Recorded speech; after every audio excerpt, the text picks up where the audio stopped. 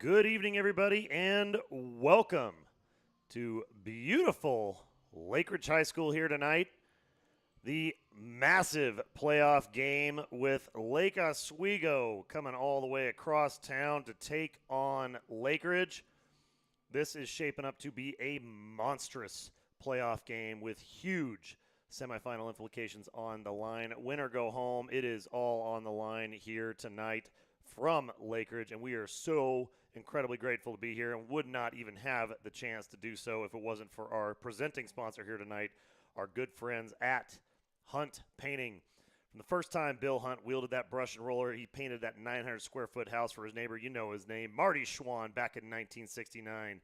Bill was a history major going through Portland State University, and as he gathered more painting projects, he discovered what he actually enjoyed most about his work were the people he got to meet. 2001, Bill's son Stephen joined Hunt Painting as the first ever employee and then as a partner. Stephen is now the driving force behind Hunt Painting with Bill's breadth of experience to guide him after 4 decades in the business. Hunt Painting continues to be a people-oriented, family-owned company dedicated to truly superior painting. They work with the same clients because their consistent high-quality work and dedication to their relationships is what drives the company with the long-standing trust of many of those clients. But one in particular still stands out. After 4 decades on the job, Marty Schwann is still a loyal client to this day. Huge, huge thanks to our friends at Hunt Painting. All right, gentlemen, we are set. We are locked and loaded. These two squads are ready to rock and roll. It is everything we come to expect intensity-wise. LakeRidge, Lake Oswego. By the numbers, what are we looking at here tonight? Yeah, I mean, I got the jitters right now, Jake. I got to be honest with you. This game is one that always gets the adrenaline pumping. And like you said, it's win or go home. There's a lot of great matchups out there on the field. I think it's going to come down to the seniors on both sides. You got, for the Lakers, you have Calvin, you have Jordan, you have Mason, um, Scotty, Aiden Luther, and then for the Pacers, Cowie and Kesey are going to be really key. So it's going to come up down to matchups in terms of who can get the right personnel on the field at the right time and just senior leadership, because all those guys I just listed off are going to be huge factors in tonight's game, and I am just so excited for it. This is definitely one of those all the way back youth lacrosse matchup showdowns. I mean, all of these guys know each other so well. It's ridiculous. And both of you have been here, done that. But Ethan, I mean, you've been on this from the most recent. How does it feel knowing you're coming into this third game of the season against a squad that you not only know from the regular season 2 games, but guys you played little guy lacrosse with? Yeah, you obviously have some personal vendettas, whether they're your friends or not off the field. Once you get on that field, it's go time, and all that kind of goes out the window. But at the end of the day, it's going to be one of these teams' last game of the season, and for those seniors, it's going to be one of the team's seniors' last games of their career, really. So it really all just comes up to this point, especially once the playoffs hit and that win or go home mentality kicks in. It's just a different gear that you find, and I'm really excited to see what these teams do today. Yeah, the energy will definitely be high to start this game. I expect both teams to come out with a lot of passion, and it's gonna be a huge battle out there. Very excited to see this one take shape tonight, and we are going to pause for a couple seconds here for the national anthem.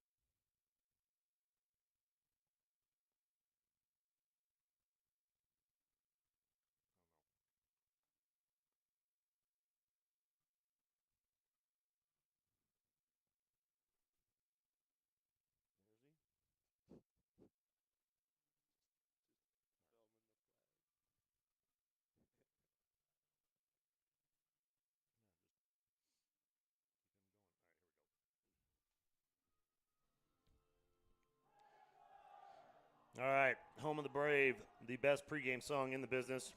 We always got to drop the audio on that because for whatever reason they say it's copyright. Hilarious. Tricks of the trade, right, guys? Oh, yeah. All right, this one. Clock is winding on the pregame here. We are set to get underway live from LAKERIDGE High School. Thanks to our good friends at Hunt Painting, title sponsor here tonight. Keeping people on their toes with this one. We got a roaming cam tonight, so we'll see what kind of action we can get from the guys on the sideline, man on the street. A little bit of a unique scenario up here at LAKERIDGE. If you're unfamiliar or you've got time to come by, come on down because the weather is fantastic. The food is going. It is great. But, man, I'll tell you, you guys can speak from experience. This is a tough field to play on for about an hour and a half with that sun dropping down where it is. You are 100% blind going that other direction. Yeah. Go ahead. It's one of those rare fields where the coin toss at the start of the game actually plays a huge role, and your palms get a little sweaty when you're a captain out there calling it, because if you don't get to defend the goal you want for the first quarter of the game, things could get pretty iffy for you. So one of the few fields in the state where that actually matters, but we'll see who won defending which goal here in a second, but that definitely will come into play. Yeah, I think tonight you might get both the sun in both the first and second quarters here, so it'll be interesting to see how that plays out. But I just remember growing up playing on both these fields, it was always a huge factor. Just passing and catching was always tough when that sun's in your eyes, so definitely a big factor tonight. It's part of that home field advantage. You just never know what you're going to get. Pacers and Lakers facing off. Lake Oswego. Tell you, Matt, we were talking about at the beginning of the season. Those red jerseys are kind of growing on me. Yeah. I like them. I like them a lot. It's definitely different. Different is good. All right, so Charlie Mitchell is going to set to take the sun at his back for the first quarter here, and our man Tripton on the other side, the freshman goalie, his biggest game of his career, saying quite a bit given the season he's had. It has been nothing short of spectacular for the young man, and we're overwhelmingly excited to see what he can pull out here tonight. LAKERIDGE, Lake Oswego face-off.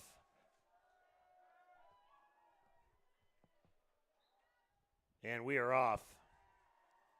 Right out of the gate, Scotty Weiss with the LSM face-off there. A little bit of change of strategy, but no problem there for Cash Money Groves. Yeah, the first face-off win. Interesting look for the Lakers to go with Scotty on the face-off. Trippy had some success against Groves in the second matchup, but maybe they're just kind of saving some tricks in the bag for later. Yeah, it's always good to give the opposing face-off guy some new looks, even if they don't always work. Keep him on his toes, and maybe you can catch him later down the line. Little dodge getting set up here from Hurley. Hurley kicks it back up top to Cowie. Cowie, the big gunner for the Pacers, always a threat. Basically from the moment he comes in from the box. Intercepted, though. Nice steal. Brochacho, Jordan Phillips on the move, going the other direction. Lake Oswego with the transition goal opportunity. With a rip and a shot, and it's good. Lake Oswego on the board with the first goal of the game. And Jordan intercepts that, runs it down the field, starts the fast break. It's textbook. He finds Kamalian, who finds Fish, and what a great hot start for the Lakers. Lake Oswego. Boy, if I'm LAKERIDGE, I'm not going to say I'm nervous yet, but I might be. This is starting off just like that first game did when we were here. Right here comes the steal. Boom. Jordan off to the races. All that size, power, strength coming downhill fast. You got to react. You got to respond. Dumps it off. Perfect. 1-2 touch pass. If it was hockey, Jordan's getting the secondary assist on that one. Bang, biscuit. And they ripped that face off quick. We are back in business. Lake Oswego on top after the Fish goal. 1-0. LAKERIDGE with a face-off win. And expect to see a zone here from the Lakers. It had a close game against LAKERIDGE in the last outing, and the Lakers are going to look to take advantage of that tonight. Shot on goal just to the outside of the cage. Tripton did not panic. Now off to Macy. Calvin doing his best Jordan Phillips impersonation. Nolan gets across, gets a touch in the box, and Rab dumps it off to Burgess. Burgess wheeling and dealing all the way around to the far side. Up to Gunner and back to Calvin. Calvin with the sun in his face. So 2 quick stops for the Lakers defensively have led to some possessions here. Big shot in the goal. Calvin Macy makes it 2-0 Lake Oswego. Wow, what a dodge down the alley, and Calvin just wasn't having it any other way. He said, I'm putting this one away. Goes off stick, finds the bottom corner. What a great dodge and finish from Calvin Macy. Rip through the twine. Charlie Mitchell looking around like, what is going on here, fellas? All right, Lake Oswego on top, 2-0 here. Can they maintain the momentum? Big, fast start. Yeah, the face-off game is going to be huge here. If they keep getting goals like that and they can find a way to play make it, take it ball, they're going to be in a good spot. But they have yet to get one here, so let's see what they can do. And that's what they got to do. They got to make those face-offs ugly. And Cash Groves may have won the clamp, but looks like the Pacers end up with that one. Yeah, but not terrible there from Lake Oswego, making them win it backwards, not giving up any fast breaks. That's all you can hope to do. Wheeling and dealing around the back to Gales. Gales kicks it up to the side, and Lakers going to reverse this one. Kevin Sheehan now with it, gets absolutely assaulted on the wing by the Laker poles. Yeah, the Pacers doing a personnel swap there, and the Laker defense just collapses on Sheehan. He's lucky to get out of there with the ball. Or both of his arms attached. That was a lot of stick check. Big rip going on Cage with a good shot from Hurley, but a better save from Tripton. Yeah, and Hurley goes down the alley there, but it didn't take advantage of that sun they have right now. So Tripton was able to look that one all the way into his stick. There's that backside long clear, and they kind of changed it up a little bit there. They sent Looney to the far side, Matt. We haven't seen that all season, so man, 2 teams that know each other so well, and that's a little chess match right now between Bertoli and Kurt. Yeah, absolutely. That's something that we haven't seen, like you were saying. Normally they go to the box side of the field, and they ended up switching it up there. A little trickery from the Lakers. Yeah, good on Looney there, realizing he had an attackman on him, just steps right over the 50-yard line, somewhere the attackman can't go, and he's wide open for the long ball. Oh, the cut was there, just couldn't quite get. Fish was just left alone there. Calvin on the near side. Kicking it back up top to Gunner. Gunner, far side to Fish. If you're just joining us, Fish and Macy both with the goal early here. 2-0 lead with under 8 minutes to go. Lake Oswego bringing the intensity early. And I like how they're moving the ball quickly here. Lots of quick passes. Nolan's going to dodge here. Oh, and a dunk from the middle. Are you kidding me with that shot right now? Wow. I mean, come on. Nolan Rabb just splits the defenders and gets a great look and puts it away. Nolan going one on everyone here. Look at this. Just working. Gets the middle. Takes a shot over the top. Wow. The Lakers have come out hot here, and the Pacers, I think, are on their heels a little bit stunned, especially after the way that last matchup went. It's not often you see the Lakers get off to a hot start this season. Clamp and a kick. Trippy gets it out. Scotty fighting for it. Ball's still up. Looney loses it in the sun, and Lakers going to take it with possession, and a big dodge down the alley going right at Tripton. Tripton stones him. Big shot by Sean McCarty, and Tripton said, no, sir. Wow, what a save from Tripton. Huge save from the freshman goalie.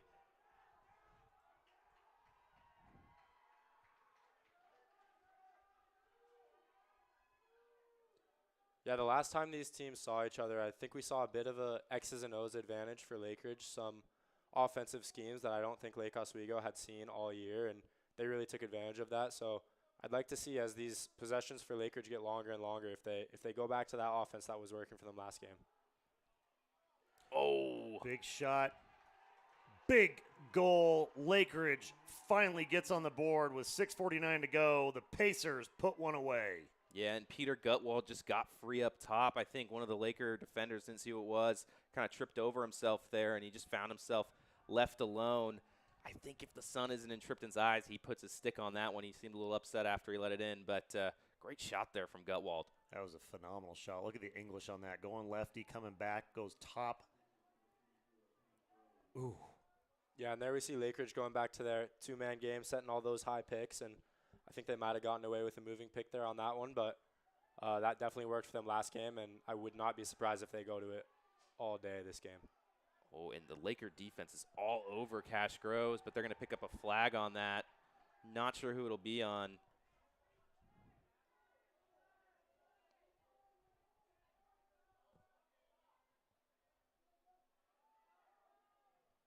And Lakeridge wheels it around X here. Here comes Sheehan.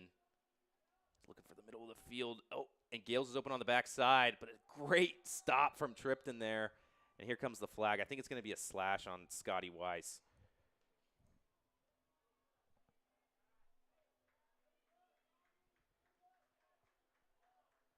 So as we wait for that penalty to and call up here, going to thank one of our supporting sponsors. These guys are barely giving us any kind of chance, but that's okay. Lots of action here early. Now they're gonna whistle it. Go time. We'll do that here in just a second. And this is huge for the Lakers. They're going to want to get a stop here because, or at least show something, because last time out, the Pacers just shredded this man-down defense. Big shot from the outside. Who else would it be but number 8, the Ocho, Cooper Kesey. Yeah, and Cooper Kesey just gets a great look. It's so hard to stop those long sticks coming out of that stick at such a weird angle. I just don't think Tripton could quite track it. Nice shot there from Kesey going top Chad. Yeah, that's usually your one you're okay giving up, but with a pull there, it's just so hard to read as a goaltender, and I just don't think he saw the ball until it was too late on that one. Monster shot there from Cooper. Makes it 3-2. Lake Oswego on top, just under the 6-minute mark here. This quarterfinal matchup. And it looks like Jordan's going to be taking this face-off. So that was a quick clamp and a quick kick from Cash Groves. Yeah, Cash Groves is going to be a problem here tonight. I think if I'm Lake Oswego coaching up the face-off crew there, I think what I would do is just lock off the wing guys, because we see Cash using his wing guys a lot, and if he wins it backwards to himself, then fine, you can ride and play from there. But as a face-off guy, whoever it may be, whoever they throw out there, if they can prevent a fast break and lock off the wings, they'll be in a pretty good spot. So another flag on Scotty here. Looks like he got Ty Cowie off the ball. Definitely a big hit, and he might be in the box for a little while. Yeah, I think they're just calling that one a little bit late. The ball had already left his stick. Not a terrible hit by any means. I don't think there was any terrible contact to the head, but the ball was out of his stick. So yeah, it looks like unnecessary roughness for a minute here, but these penalties are huge in a playoff game like this. Matty, this is what got Lake Oswego in that first game. That stick check penalty at the end of the first was 2-0, and Lakeridge went on a tear, and LO never came back. So they really need to kill this penalty right now and regain some of that momentum they came out so hot with to begin with. Yeah, and ooh, look at Elliott Orr here. What a Get great little some. shovel pass. Wow. What a great clear play from Elliott Orr and a good timeout from Bertoli, yeah. Smart timeout from Bertoli. Weishottle on the hop and moving downhill fast. Lake Oswego with possession coming out of the timeout here. Give me a chance to thank one of our supporting sponsors helping bring us out here tonight. Kane Petroleum recognizes the leader within the retail gasoline service station and convenience store industry by providing customers with fast and friendly service, quality products, and most importantly, clean and convenient locations. They do this by maintaining a positive, team-oriented atmosphere for all their employees by supporting all of the local programs in the communities where they operate and thrive. Huge thanks to Kane Petroleum. We also want to thank our friends at First Class Property Management, the one maintenance and support staff team that you need, comprised of all the seasoned technicians and admin to get the job done in the most safe and effective manner so you can buy back some time, not having to manage your rental and investment properties. You can check out more about what they have to offer at firstclassportland.com or give them a call at 503-574-2443. Big thanks to First Class. Also want to thank our friends at MJB Labs. They embed themselves as a part of your product marketing and engineering teams to create audience acquisition and core competency strategies for companies across a broad spectrums of categories like Instagram, Wistia, Tegna News, and Lowe's Hotels. They're not boring to work with. They are part of your team. They become part of your team almost as though they are a full-time employee for you with that winning mindset of you getting where you need to be. Big thanks to MJB Labs. All right, coming out of the timeout, Lake Oswego going to look to kill the rest of this penalty off. They got possession. They got time. They're getting doubled up there. Rab is in trouble. He's getting huge pressure from Brazil and a big turnover there. Sheehan off and running. Lakeridge with the goal after the turnover, knots it up at 3. Yeah, wow. I mean, what a great little stop there from the Pacers on Rab, and then Sheehan just gets free. I think there was a miscommunication there. He beats his man, and I think Olsen had the opportunity to slide, but just a great little fast break opportunity there for the Pacers. Great work from Brazil and the double team there, and Sheehan just cleaning up the mess with the ground ball opportunity. Takes it downhill fast. Sheehan knotting it up 3-3. Pacers and Lakers.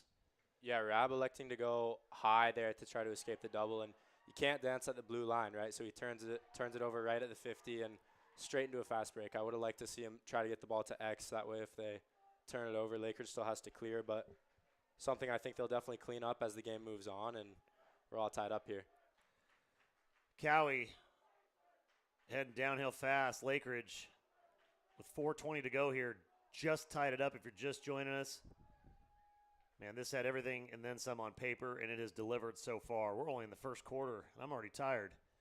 These guys are flying out here.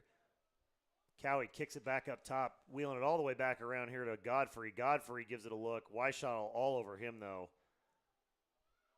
Sheehan around the backside, doesn't like it.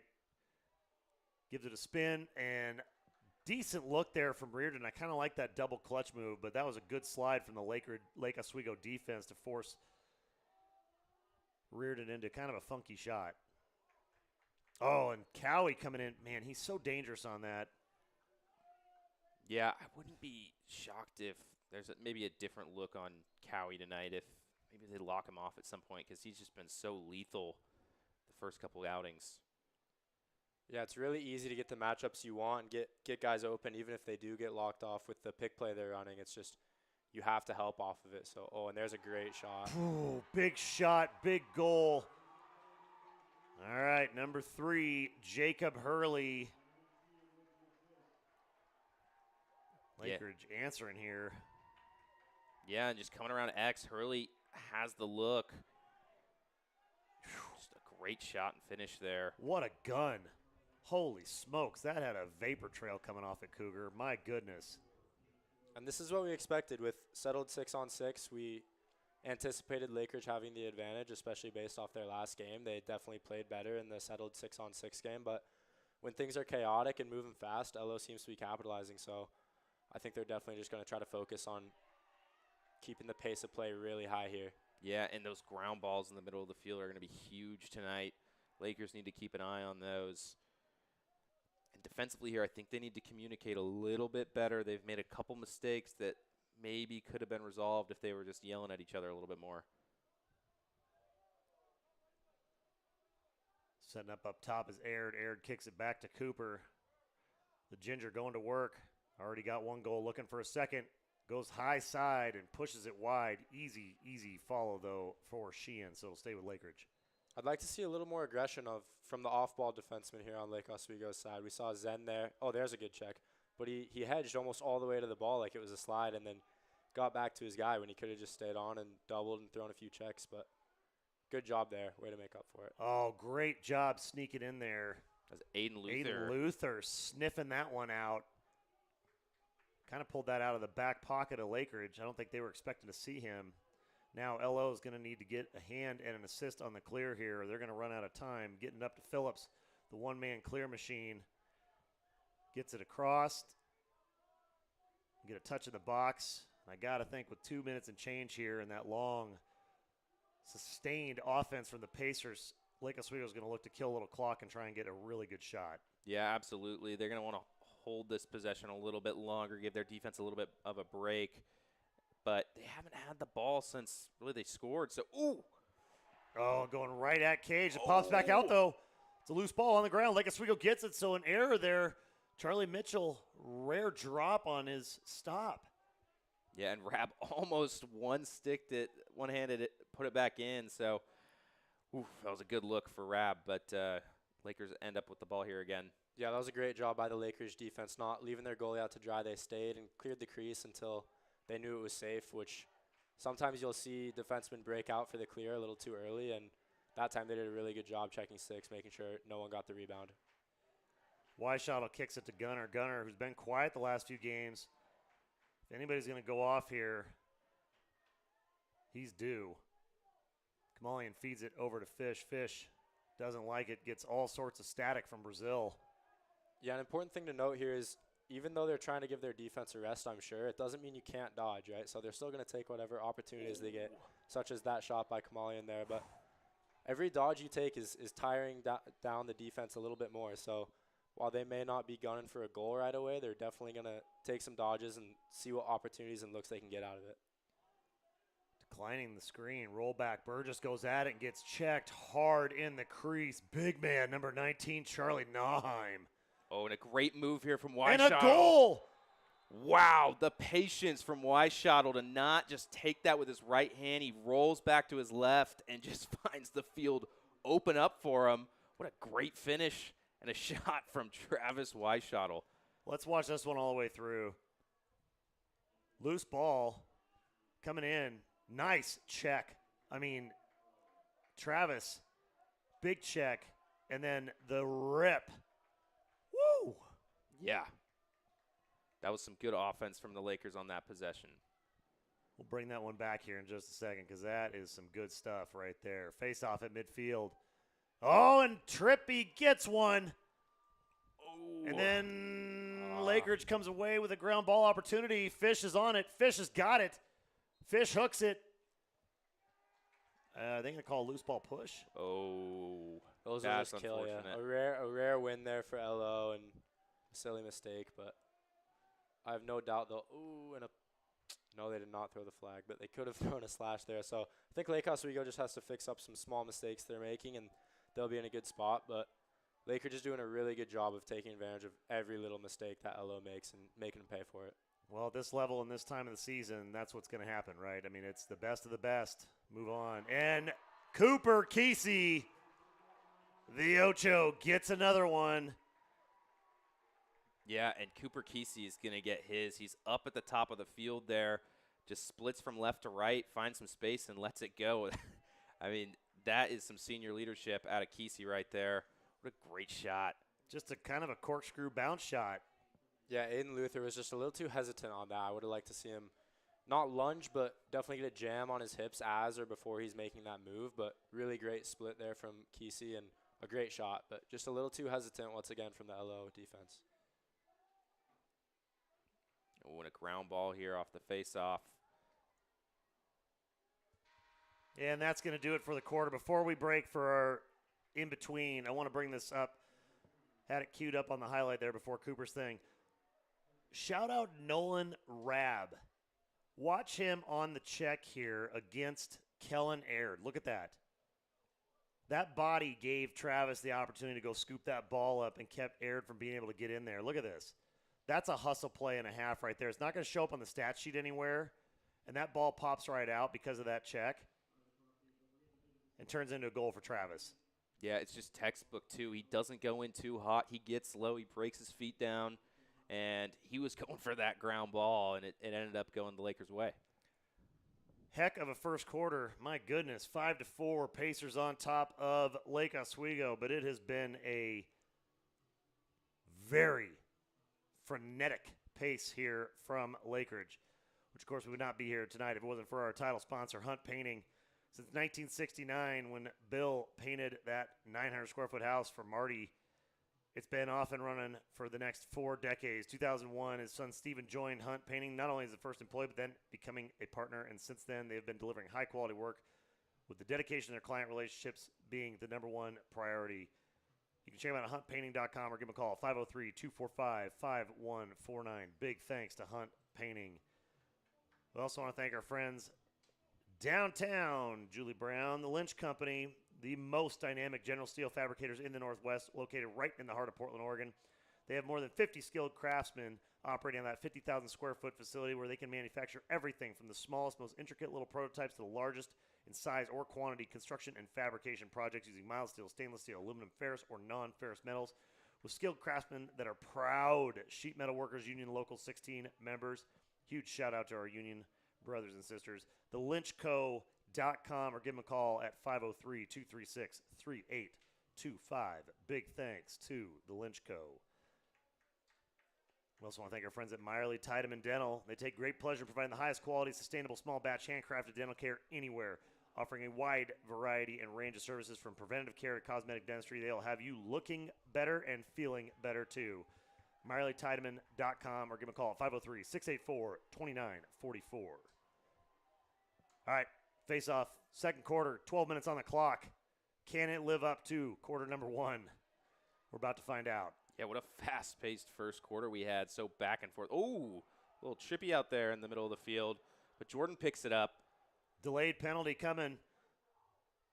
Oh, good-looking pass to the wing, and that one got tipped out. Nice work with the stick. I think we're going to get penalty on the Pacers for that shot on Scotty. But check this out on the Project 360 replay. Good, nice face-off. Hudson's starting to figure some stuff out. And then bang, just off ball, no nothing, and that drew the flag. Yeah, and Scotty might have started that one, but the refs always catch the retaliation is really what it is. So I believe the ball was still on the ground there, though, and they may have been within 3 yards. So I thought they would have called a cross-check, but I believe they got him with unnecessary roughness, which for me, he hit him right in the chest, but I think it was just the fact that it wasn't in an attempt to necessarily get the ball. And not for not, even at the high school level, every once in a while you can sneak out one of those big little calls. Yeah. So Lake Oswego. Oh, and a right nice big check in the back. LAKERIDGE has it. That's going to be another penalty. So Lake Oswego will be 2-man up, trailing by one with 11:25 here to open up the second quarter. Holy smokes. These guys got serious quick. yeah, absolutely. And like we were saying in the first quarter, penalties are going to be huge here tonight. And the Lakers got too early, and now the Pacers are 2-man down. Lakers really should be taking advantage of this opportunity. They're going to have a lot of space to operate.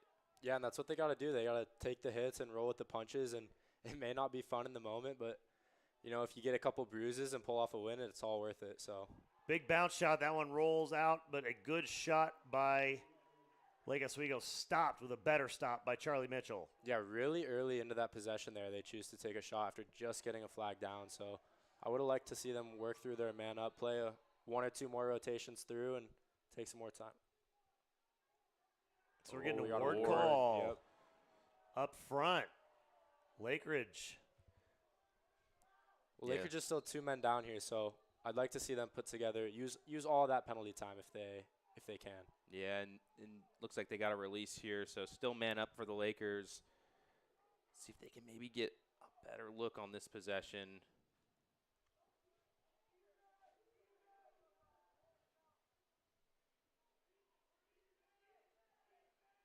They were even, but Lakers got a little bit confused in the subbing game, and Elo had a chance there, but didn't choose to take it. The back check from LAKERIDGE has been vicious, causing 3 ground ball turnovers here.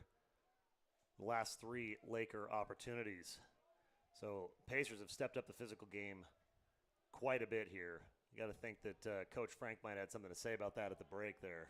Yeah, absolutely. And Pacers lucky to get away with that penalty, those 2 penalties, but Lakers also didn't take advantage when they had the opportunity. So Pacers now with the ball, and they're going to look to operate and extend their lead. Yeah, and those opportunities are going to be hard to come by, getting man-up situations like that. It's playoff lacrosse, so we're definitely expecting to see a lot less ticky-tack calls by the refs here, and they're doing a good job letting them play a bit. Great save there. Yeah, I think the Lakers were in a zone look there, and just Zen didn't turn his head, but a great save from Tripton kind of bails out the Laker defense. Little bounce pass up to the middle. The sun might come. I was going to say, it kind of looked like Zen lost track of it in the sun.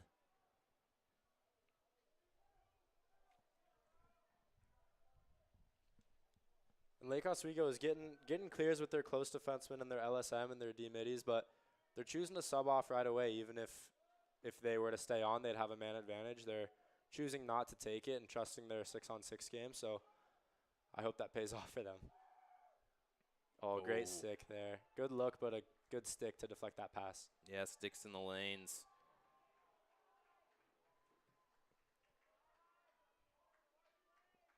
So Lakeridge, another big stop. See what kind of intensity we can maintain here on both sides. Coming out so hot at the front end of this quarter.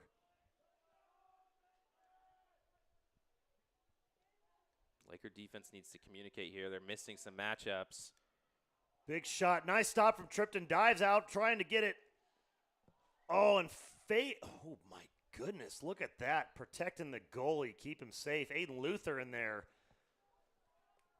Making some big hits to keep Tripton. Yeah, that was a great job by Sheehan there, not stepping in the crease. He was tiptoeing the line a bit, trying to get a goal, and really good body control to stay out there.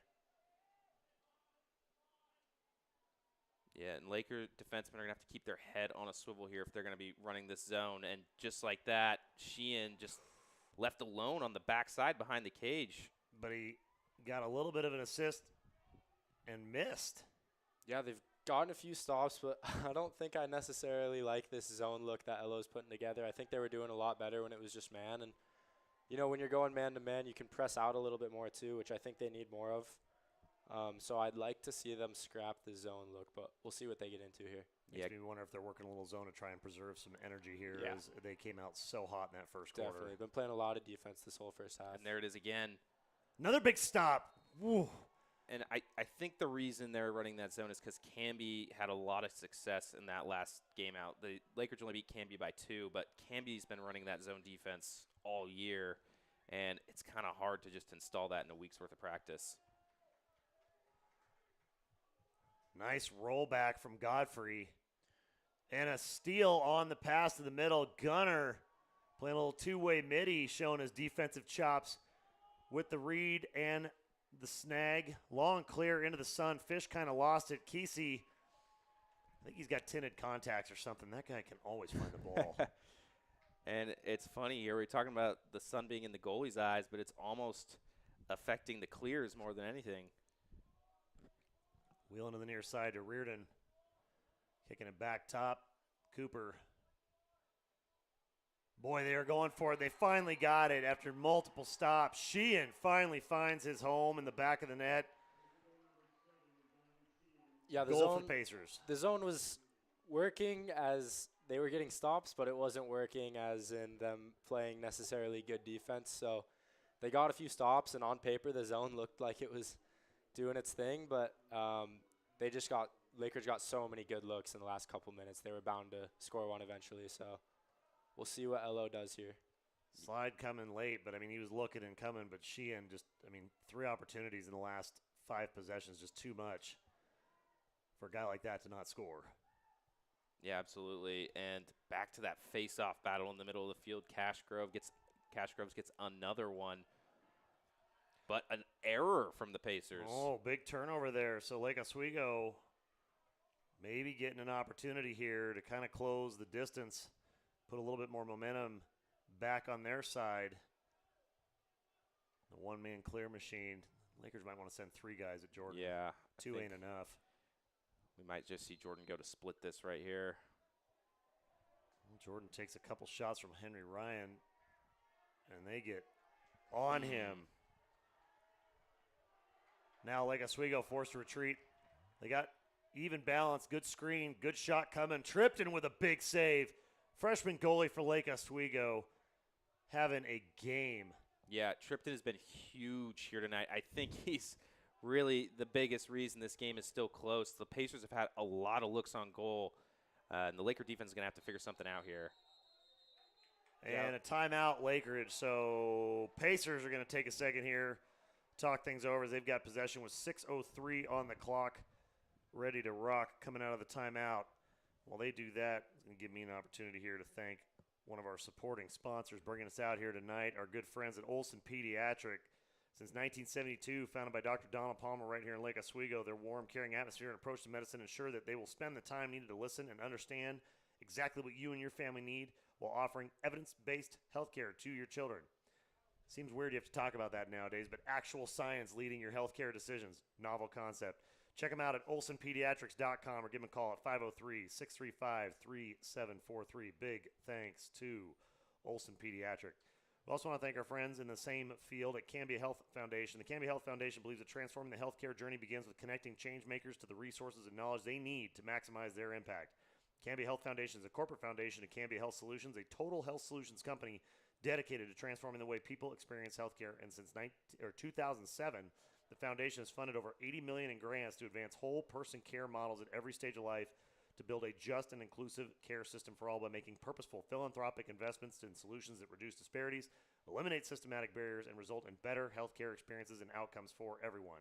For more information, head over to CambiaHealthFoundation.org. All right, ball on the turf. No golden retrievers in sight. Should be safe. 6:03 on the clock. Pacers coming out of timeout. Maddie, talking to Lake Oswego defense during that timeout. What are you telling your guys? Well, it looks like they're coming out in the zone here, and I have a feeling they got their personnel together that they'd been running it in practice with. So maybe it wasn't the look they wanted to be in last time out, but we'll see if they can run it a little bit better this time out here. There's a couple personnel swaps. One package we haven't seen yet, maybe they're saving it for the second half. We haven't seen a whole lot of Calvin playing two-way so far. Yeah, and I think one mistake that Lake Oswego is making that could really make this zone a lot more effective is people often get caught up in the idea that just because you're running a zone, you're sitting back on your heels and kind of letting the offense come to you. But in a zone, you can still press out and get in their hands out on the perimeter and force them to make their moves early. We see here they're not even picking up the Lakeridge offensive players until around the 25-yard line, which I would not be comfortable with if I was the coach, but we'll see if Lakeridge can find a way to exploit that. Yeah, and I think what you're saying, Ethan, too, is you're playing a zone, but you're really playing the man in your zone, and you need to press out on him when he's there and not just kind of sit back and wait for something to happen. Yeah, allowing these big run-ups and the fact that Lakeridge is getting into a sprint right as they're getting to the point where they want to dodge is just, Just about had it. I think that was Hurley there on the shot, and Tripton had his stick on it, but lets it dribble in. And, I mean, they've just been peppering Tripton all night. He's come up with so many huge saves. That one slides by, but it's a good look there from the Pacers. Yeah, that's what we were just talking about, too. You got to press out a little bit more. I mean, there was no contact, nobody in his hands, and just a wide-open look. And while it was maybe a little further out than Lake Oswego is expecting to be able to save that, it's still a hands-free shot that you want to have some contact on. So I think they just got to get a little more aggressive. It's a big face-off win for the Lakers there. Monstrous. They haven't had one in the entire quarter. Yeah, I mean, I don't know if they've had one all game. They got that one at the end of the first, but that's, the quarter ended, so that might be the first face-off win for the Lakers. Rab putting it down low. Keeping it out of the sun to make a good, clean pass. A little cagey move there from a guy who grew up playing on this field. 7-4, Lakeridge on top with 4 minutes to go here.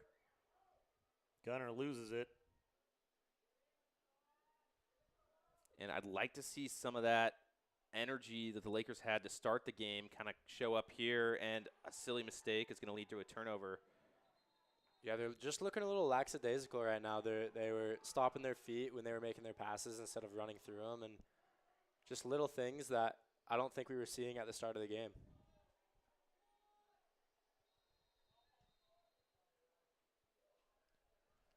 So Lakers drops it in the back corner. Shadow's starting to drop in now as well. Getting a little bit easier to operate on this side of the field.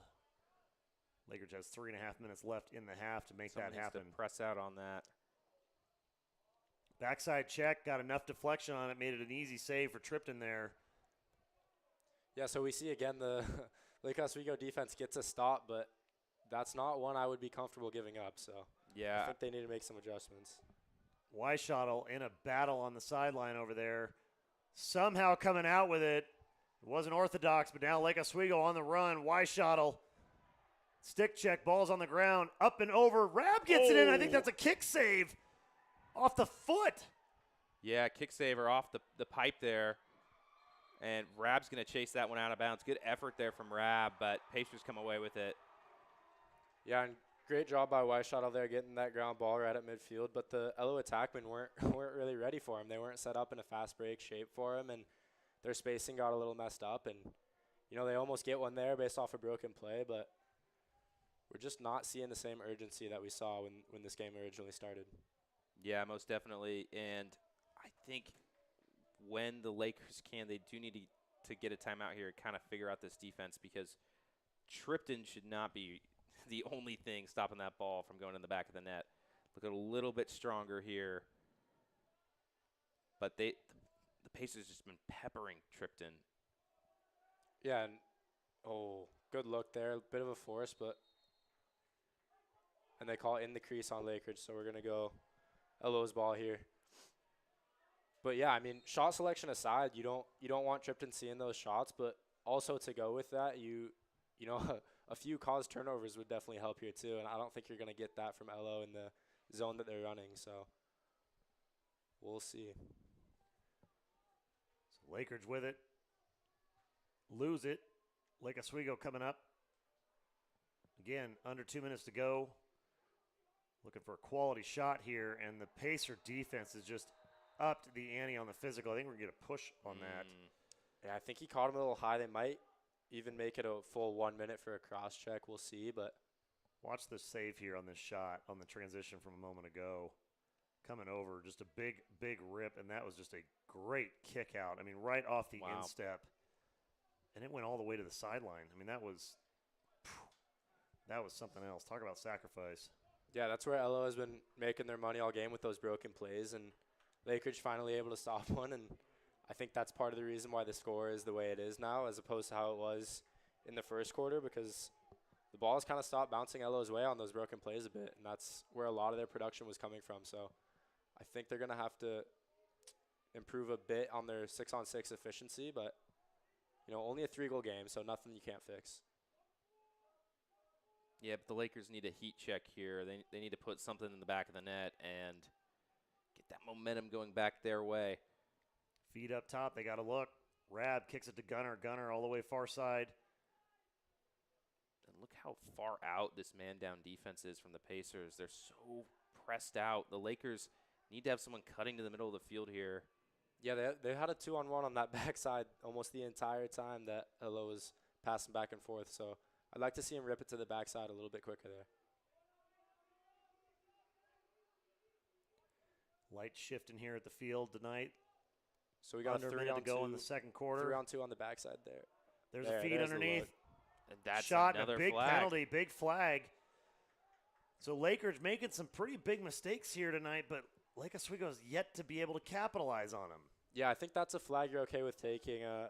When I'm at school, they tell us if they feed the crease and you get a flag taking someone's arms or head off, they won't be mad at you. They'll be more mad if you give up a goal. So I think they're electing to take their chances in the man-down game rather than give up crease looks like that. Yeah, and let's see if the Lakers can be patient here and not just take the first look that comes to them, because when you're 2-man up, you're going to have lots of situations where you're going to have a good look on goal.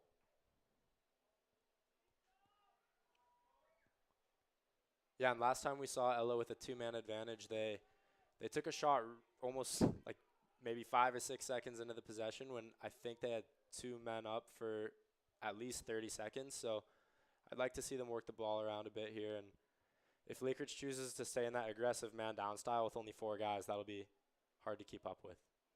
A lot of conversation here on the field. It looks like they're going to clarify. I think the penalty was on Kesey, but they let him stay in. Yeah, maybe a little bit of trickery from Frank there, trying to get Kesey back on the field. I mean, that's That's all Cooper. Look at Cooper. Nope. I'm over here. I was over here the whole time. You didn't see me. That was not me. That was another guy wearing number 8. That was not me. Gotta love it. Gotta love it. The gamesmanship, something else. Yeah, you do what you can to get your defensive specialists out there, so not a terrible move there from Lakeridge. Classic Kesey right there. Lake Oswego, they got 35 seconds. Big shot. Easy rebound right into the net of Fish. Fish getting peppered. I hope they're seeing the Burgess clock with a here. shot. Charlie's way out. Way out of the cage. Way out of the cage. Empty net. Goal Wow. of Lake Oswego. Huge mistake by Lakeridge. And Weishottle cleans it up to make it 7-5. Yeah, we had some fans counting down from 10 there, and I think LO just trusted them on it, and they had 30 seconds left. But I actually think that Lakeridge might have started listening to it. I think both teams were listening to it, and kind of backfires there for Lakeridge's student section because LO gets a goal out of it. But Big shot, great stop, bumps out. Here's Charlie's way out of the net. Way out of the cage. And Travis just gets it done. yeah, I mean, it resembles a play that would happen at the end of a quarter. So I think people took the fans' word for it about the time and ended up going in Lake Oswego's favor there. I'm sure that the Lakeridge coaches will be having a conversation with the student section at halftime. And looks like that penalty was non-releasable for the Pacers. So That's a huge Lakers one. If still Lake man Oswego, up, yep. and they're going to want to look to get possession here. The clock is not running, Clock is now running, and there's And another flag. down. and that's going on Cooper also. That's his second. So Cooper was ejected from the last, or I guess technically disqualified in the Canby game. So if this is on Cooper, this could get interesting here in the second half. Yeah, and you see him visibly frustrated there, going palms up to the ref. That's something right there. you don't really want to do. Good shot from Sean. So Scotty doing what Scotty does, getting inside there and just wreaking havoc and causing frustration. And watch right here. Oh, wow, Just yeah. full on thwack. And, I mean, and then what'd I do? Well, Yeah, that's a you hit Scotty. yeah, tough soak from Scotty there, but you know, I think at the end of the day, he's willing to take that. If you can get in Cooper's head a bit, make him frustrated, make him take ill-advised penalties like that, you know, for all the bruises you're taking, it's all worth it in the end. So, Well, it's huge here as well. I'm not sure the refs knew that the clock wasn't running because only 4 seconds came off the clock during that whole Interlude. Yeah, exactly. And this is huge. If the Lakers can hold on to this ball, they're going to get it to start the second half. And they've got a two-man advantage right now. Two and in the box. I didn't see exactly what the refs called. I think we missed it, but I'm not sure if that was locked in or not because it was not a lacrosse move. It wasn't a play on the ball, so I don't know what they got Kesey for and if he's locked in or not. But So 17.4 to go here. I got to think they're just going to hold this to run it and then have possession in the third quarter coming out of halftime. Yeah. yeah, you're gonna be. I believe they're gonna be 2 men up either way. So you take your 2-person advantage, and especially with the face-offs being so hard to come by today for Lake Oswego, it's just something you can't really give up there. So they're gonna keep possession here. Smart move by Lake Oswego, getting lucky there at the end with a little bit of fortunate head games for the Lakers. Is going to take us to halftime. Lakers on top, 7-5, but dare I say it, the momentum definitely with Lake Oswego right now going into the half. We are going to reset and reload a couple things here at the half and invite you to do the same and get back as quick as you can for second half action here from LaKeridge High School because it's everything we thought it would be and then some. Second half coming up in about 10 minutes, so don't go anywhere.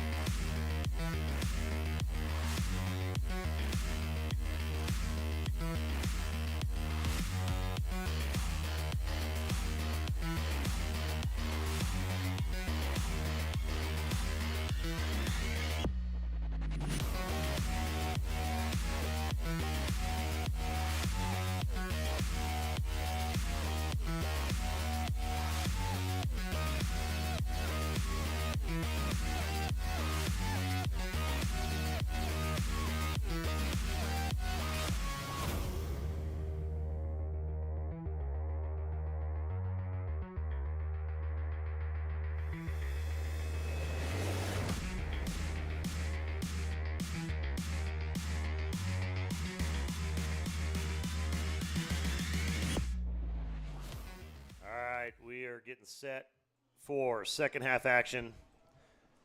Just about 2 minutes away. Got the crew back in the box. Squads are warming up. We got some stats from the first half. The graphics master, Mr. Jacob Brumfield. First half stats, obviously 7-5, Lakeridge on top. Shots on goal, though, take a look at that, guys. 20 shots for Lakeridge to just 13 for Lake Oswego, so almost double. 8 saves from Tripton and 6 from Charlie, and face-offs. I'm going to say it's close enough for Lake Oswego to still be dangerous in this one. Cash is so good up front. You know you're not going to win the majority of them, but I mean, to be 9-3 right now, I got to feel pretty good if I'm the Lakers. Yeah, I think there's definitely some room for improvement there, but nothing to hang your head about, definitely. The shots on goal, I'm not too concerned about. It is a little bit lopsided there, but Tripton's doing a great job saving the ones that he should and even saving some of the ones that maybe he shouldn't be saving. So bailing the defense out a bit there. And then obviously the penalties is another huge one. Lakeridge had maybe 3 penalties there in that first half that I wouldn't say are bad penalties to take. You know, it was LO feeding the crease and Lakeridge preventing a goal, and you'd definitely rather play man down than give up a goal. But they also had a few that, you know, they probably want back, a little bonehead plays, some losing their cool a bit, and I think they definitely got a talking to from their coaching staff about that at halftime. So I'm sure those will be cleaned up. And we also saw some defensive struggles there from LO in the first half. They chose to go into a zone after playing a lot of defense and potentially tried to save some legs, but Tripton bailed him out, I think, a few more times than they would have liked him to have to do, and we'll see what they come out in here. Maddie, if you're on the Lakers side, knowing these guys well, Coach Kurt and Frank, I got to think they probably got a pretty stern talking to there at the half.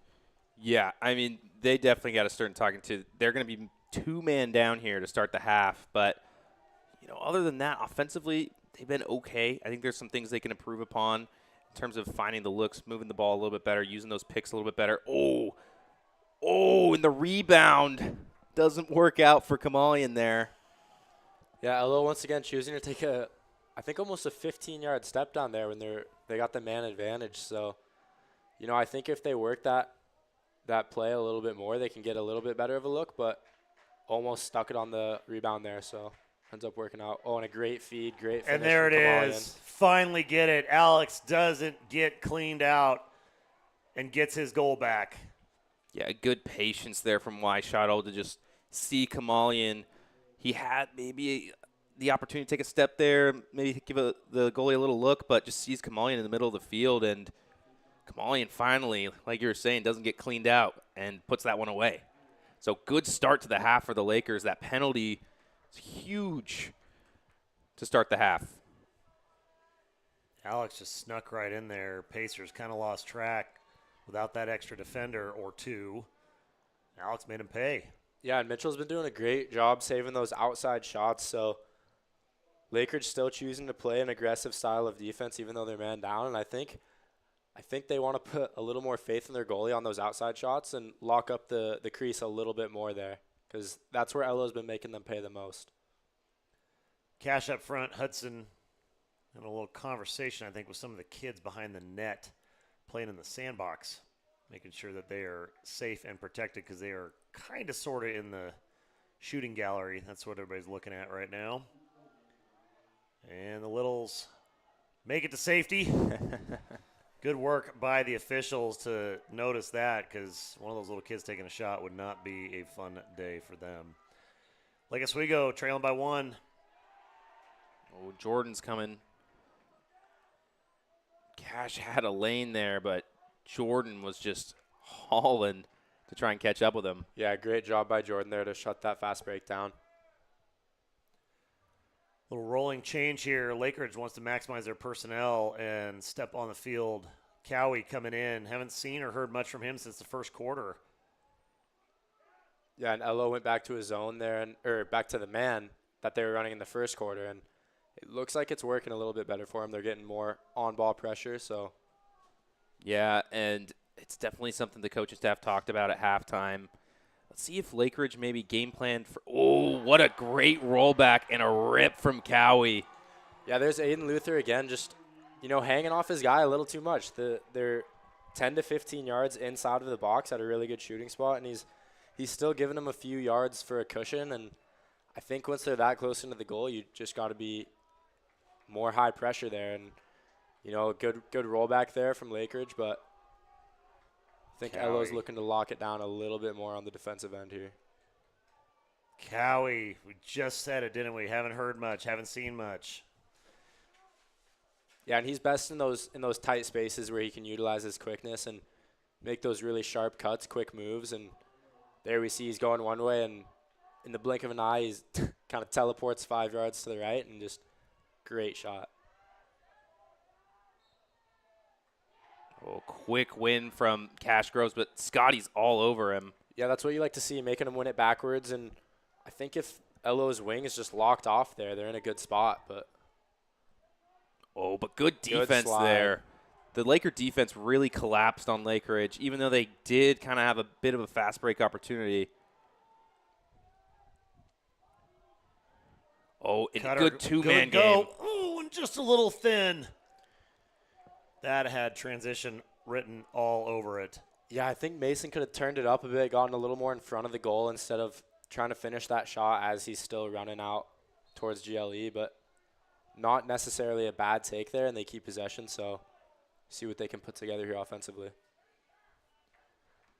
So Rab setting him up top. Sun is more or less down and even out on both sides. Now we're going to get that weird little twilight lighting while we wait for the lights to come up. And Lakeridge looks like they may be in a zone here now. Oh, good stick Great check from Brazil. Pops it out a Y-shottle stick. Now we got a loose ball on the ground. It's going to be a dogfight for it up front. Coming away with it, Lake Oswego with it. Big shot, Money trying to rip the back of the net. Mr. Fish gets another one. And the patience from Mason Fish, the senior. He's just a veteran out there on the field. You see he looks off Mitchell, just takes his time on the shot, just goes high with it. And what a good turn of events for the Lakers there. A little bit lucky to get that ground ball. Yeah, you see a little anger almost in that shot. Maybe frustrated about that last one he took and, had one-on-one with the goalie and missed wide. So left no room for chance on that one. And that's been pretty much par for the course here tonight with those broken plays going in Elo's favor. Not the best offense in the world, but, they're hustling out there, and they turn a broken play into a goal once again. So they're getting the job done. 9:38 to go here in the third quarter. 8-7. Lakeridge on top. They get the face-off win. Cooper running downhill fast, getting it in the box. And Lakeridge offense setting up. Cooper looks like he's going to stay in this offensive set.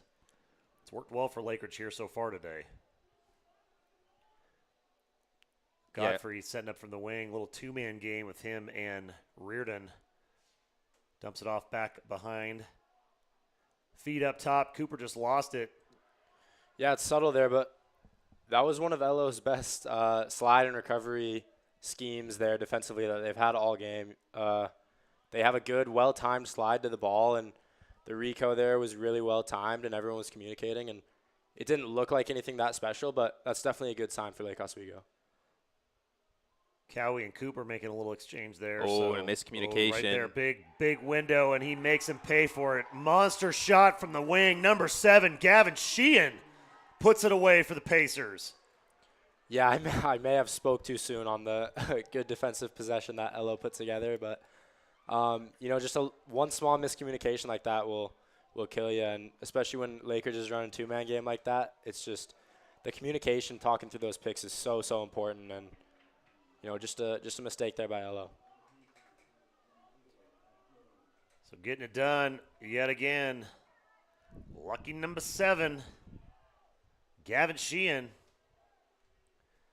Back up front now, 9-7. Lakers on top by 2 with 8:37 to go here. Trippy gets a good clamp and gets it up in the air. No one picks up the face-off man there. Aired in transition, and this is vintage Pacer lacrosse. Yeah, and Scotty there just hustles in and gets a good check, but his job, and I think the wing's job right now should just be to lock off those wing guys and let Hudson take care of the Fogo there. And, he gets a little over-aggressive and throws a check, and ball ends up behind Scotty, and Lakeridge is on their way. So big goal from Aird right now. We'll bring that replay up here in just a second. They're going right back to the faceoff, so we don't want to miss that. But that was a monster goal from Kellen Aird. Yeah, big momentum shift for the Pacers here. Couple quick goals, and the Lakers are going to have to look to respond. Hudson gets a Ethan Hecht-like stick check there on the backside. Cash coughs it up. Yeah, that's what they need to do. They need to eliminate the wings from the play there and trust Hudson not to necessarily go one-on-one on the faceoff, but one-on-one on the ground ball and the play that follows the faceoff, and that time it works out for him there. So Lake Oswego with possession. Just under 8 minutes to go in the third, trailing by 3. Rab feeds it back to Fish at X, back to Rab, back up top. Ooh. It was a good look right there. They had a window. Gunner running high side. Back to Rab. Rab coming across the middle. Good dodge here from Rab. Hangs his stick a bit on that shot. Lakeridge gets a back check, but really good dodge there. I feel like Nolan's starting to kind of find a little bit of a rhythm here. Started off with that check. You call it a check assist on that goal in the first half, and then he got a goal of his own. Burgess loses it. Absolutely brutal. Kylie Lamb just getting all over Burgess. Yeah, but then picks up that loose ball push, so Lakers stick with possession here. Yeah, it might have been a bit of a sell on that call by Burgess, but heads-up play to maintain possession for Lake Oswego. Well, he's learned from Scotty. Big wind-up from the wing. Travis tried to get after it, but I think Charlie Mitchell had that one from the second it came out. Yeah, Charlie Mitchell has been really good with those outside shots all day. I don't think that's the best shot they could have gotten on that possession. And I think they just need to understand that, Mitchell's a really good goalie, and I don't think shots like that are going to go consistently. So. Oh, and Looney gets away with the flag there. Seth really Looney. late whistle. Late flag coming wow. All right, from the backside official. I'm not sure about that one. But, all right, here we go on the Project 360 replay. This is literally how long it's taken on that goal. Here's the faceoff. Ball pops up in the air, and Aird just airs it out. Yeah, and if that's a Fogo bringing it down, I think you're okay giving up that shot. They don't always necessarily have the best shot, but – when you got a two-way midi coming off the wing like that, you got to slide, and he's definitely a threat and makes LO pay there. So while we wait on the call here on the field for the penalty, give me a chance to thank one of our supporting sponsors, good friends right down the road at Peacock Cleaners, dedicated to providing the best quality across all of their cleaning services. With dependability and customer service you can't find anywhere else. They're down at 15898 Boones Ferry Road in Lake Oswego. Give them a call at 503-636-0934. Big thanks to Peacock. Oh, wow. Shot goes low, and Kesey with the bow and arrow, number 8. Cooper Kesey with another goal. Yeah, just wraps it around the defender there. Goes 5-hole on tripped in. It's just that long stick. He has so much power behind it. A great shot from Cooper Kesey. So tough. Let's watch that one more time. I like the little feint on the pass. It kind of just got the defense to freeze right here.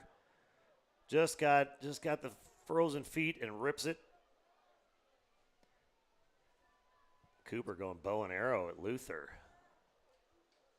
Or Elliott Orr, one of the two of them back down there. Yeah, and Elliott had his stick up there. I'm not sure why. You need to get that stick, use all that 6-foot pole that you have and get it out in front of you and put it in his hands or his gut. And, holding it up right there isn't really going to help you at all. And Cooper just shoots right around his body, uses him as a screen, and really good shot there. The Laker defense is going to have to put something together here because the Pacers are just winning every faceoff at this point. So you need some sort of stopper, turnover, and a couple goals here as we approach the midway point of the third.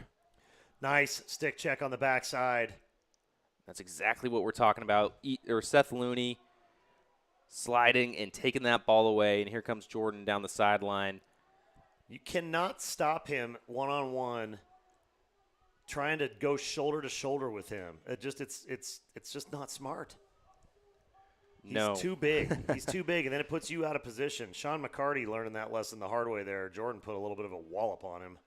Yeah, and I think as we approach the fourth quarter here, if he has the gas for it, I'd like to see him stay on and get some offensive reps. I know that's a lot to ask out of a guy who's playing pretty much every defensive rep, but, you know, it's getting to that point in the game where you're down by 4 and potentially last game of the season. I think Jordan would be able to find it in him if the coaches let him go out there. So you got tons of time to rest in the offseason if you don't win, right? Exactly. So might as well leave it all out here tonight. Exactly.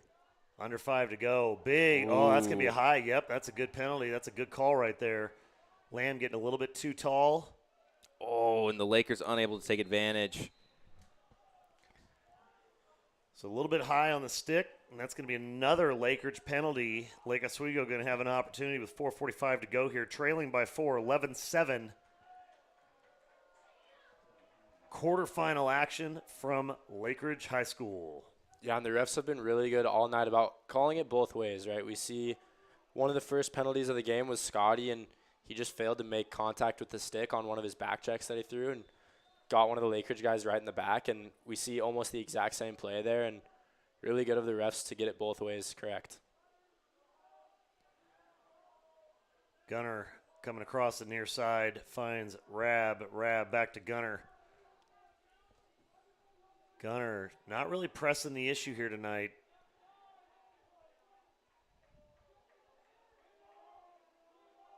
Elo just needs to get the ball moving a little bit faster. They're pulling the whole defense to that ball side, and then it's staying on the strong side for a little bit too long.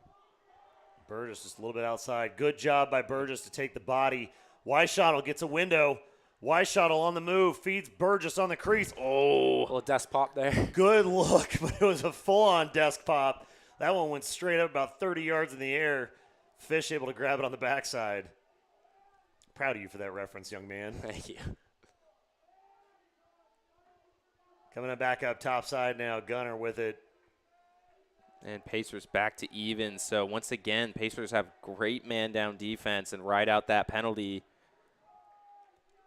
Lakers going to have to press the issue a bit here as the time winds down in the third. See if we can get Mason Fish going. He's been great when he's had his looks. Yeah, it's a bit of a force there. The Yeah. look was there for a second, but Oh, not quite sure what the call is going to be there, but they might have gotten a loose ball push after the incompleted pass, I think. very That's all I short can think time. of. There was a loose ball there, but looks like it's going to go the Lakers' way. So Lake Oswego getting the benefit of the doubt. Stick with it here with 3 minutes and change to go in the third. Yeah, it's been a few minutes since we've seen a LO guy dodge to score here, really. They've seemed to all be looking to pass, and I think they got to be smelling a little more. Oh, and they get hit with a moving pick. Yeah. Good looking shot. But everyone on the LO offense right now kind of seems to be deferring to the next guy, you know, just moving the ball one more, and I'd like to see them be more killers out there and try to get their own. Charlie Mitchell walking it up in no hurry. Great outlet there. Not a ton of pressure from Lake Oswego on the transition there, not wanting to get caught on the backside. And Kesey's just boy. left alone here. Kesey rips one, just about puts a hole in Tripton's net. Scotty takes a clear out on the crease. He took a shot for his goal Oh, keep and a there. very late There's flag. a late flag. Wait. So Scotty's going to need a hot second here. This official a little slow on the calls here tonight, but let's watch this here. You can see that moving pick. It's kind of like basketball if you're new. Boy, that was pretty close. I don't know. I mean, Nolan was pretty well set.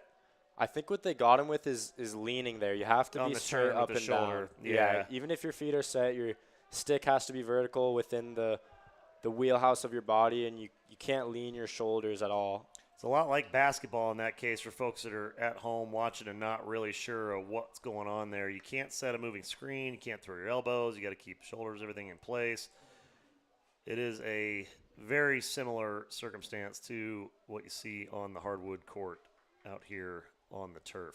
Speaking of which, we actually do have a question from one of our viewers for you two lacrosse experts. Why the long stick on face-off sometimes? What's the strategy there? You're not looking to win the clamp when they do that. So it's usually when you know you're outmatched at the face-off X, you put a long pull out there, and they're pretty good at causing havoc, as we've seen over the course of this whole season. So you put them out there to try to cause a ground ball and just cause chaos and let your wings get involved, because chances are you don't like your odds with your best Fogo against their best Fogo, so you throw a long stick out there and see what kind of chaos you can create. So your long stick is an agent of chaos. Copy that. Oh, Come on, wow. gets inside. Talk about chaos. Number 16, biggest heart. Gets it done. Alex scoring when Lake Oswego needs it most. And Kamalian is having one heck of a game here tonight. The senior, he's been quiet a couple games this year, but tonight that is not the case. He is being aggressive. He is operating in the middle of the field and just getting a lot of good looks on Cage. Yeah, he's so slippery and slow, so easy to lose track of. He does a great job just salivating and finding good passing lanes for his teammates to give it to him. He's not the guy you'd give the ball to if you want to win a one-on-one matchup and go to the goal, but man, he is great at just finding space and sticking goals. So Lakeridge with another face-off win transition. That one flares high. Kellen Aird just lost all of that one coming over the top. Yeah, and I think Jordan got a little lucky there. Got beat down the alley, but ends up getting his stick on Aird's shot. And someone's got to match up on the ball here. Godfrey kind of left alone. Lakeridge sort of changing up their look. Elo loses track of him, goes one-on-one, and gets it over the top. Number 4, Walker Godfrey getting it done for the Pacers. Yeah, I'm not going to sugarcoat it. That was some pretty ugly defense by Lake Oswego. They just all looked a little bit confused. And I think in moments like that, you're looking to your upperclassmen leadership, those guys down low who, can just facilitate the game. When you're guarding a attackman down low, you can see the whole field. And Elo just looked pretty confused that entire possession. So, and still do. They're at risk of getting a penalty here for delay a game. Yeah, and that just kills you right after you get a really good goal from Kamalian there. It's you lose a lot of your momentum, not only giving up a goal like that, but Lakeridge sees the errors in the 6-on-6 game and the sub game, and I think they get a little smile on their face and start to go a little more aggressive here, thinking they're on top here. So 12-8, Lakeridge on top. Minute and change to go here in the third.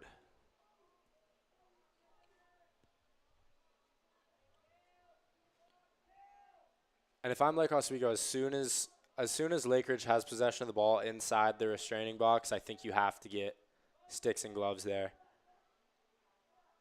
Explain that for the folks at home that don't know where the box is and why that's important. Yeah, so the restraining box is the 30-yard line. Oh, great shot. Oh, man, just slipped away. Jacob Hurley.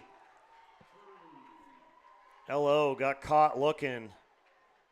Hurley puts one in the back of the net. Yeah, Hurley just gets to the middle of the field there, and just so much space to work with. Just leaves kind of tripped it on an island. The goal really is just wide open there. It's a great shot from Hurley, but this Laker defense needs to figure something out here in between the third and the fourth, because they were doing so. They had made some mistakes, but in the first half I felt like they were at least on the same page, and it doesn't feel like that in this third quarter. So no, and a lot of defense is just confidence. Having the confidence that not only you and your teammates know what you're doing, but also having the confidence to go out and look the guy that you're guarding in the eye and say, you're not going to score on me. And I don't really see a whole lot of that right now out of Lake Oswego. 20 seconds to go here. Lakeridge with it. Looking to get, we got a late flag down. That's huge. So that's going to be a big penalty. That was a great double, but got caught swinging their sticks a little too much there. So real quick, E, go back and explain that restraining box. We got the blue lines out there you can see running outside the numbers and what that means here. Yeah, so it's all the way up to the 30, and then the blue line's on the outside, and that's the spot that the attackman and defenseman have to stay inside of when the face-off happens until one team gets possession. But that's a pretty good gauge for how far you are from the goal. You know, you're always using that as your measuring stick, and I think if an offensive guy gets inside of that area without any contact, it's, you know, a real good chance that they'll score. So we kind of use that back where I play school as a, you know, a yard marker, and just say, if they're in there, we got to be on them. If they're outside, it's pretty much up to you. But although not really doing a whole lot of that right now.